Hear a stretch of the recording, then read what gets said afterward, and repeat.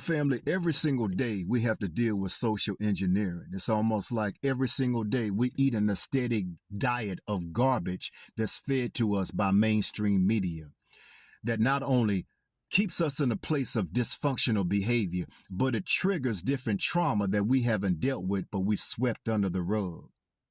See, social engineering is designed to control our thinking. So we're not independent thinkers. We can no longer think for ourselves, but CNN will think for us. Fox News will think for us. All other types of forms of media will think for us instead of us thinking for ourselves. And it creates a lot of social unrest and division against one another. But all of that's off the table when a tragedy strikes. See, when a tragedy strikes, you could care less if you are a black family without power, and it's a white man or white woman climbing that pole to restore your power.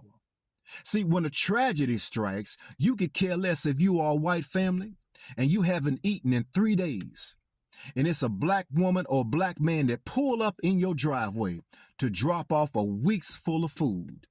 See, when a tragedy strikes, you may believe that as a Democrat, it's your party that's the correct party, or you are Republican and you've been trained to believe that your party is perfect.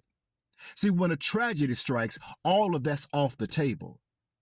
See, a tragedy will bring us to common ground so we can understand and see that we have commonality with one another.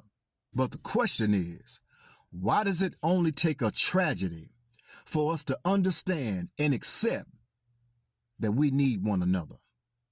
Why does it take a tragedy, coffins floating down the road because a funeral home just got destroyed, and you're seeing coffin by coffin by coffin floating down the road right in front of your house?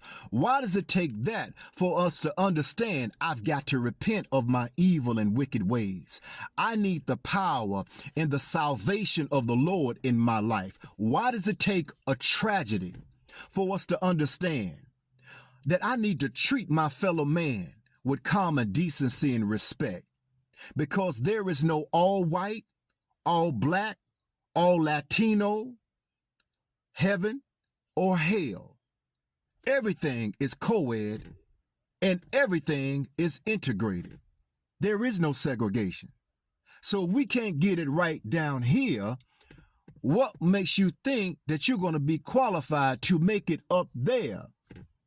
But if we don't get it right here, then we have eternity to spend with the devil and his angels.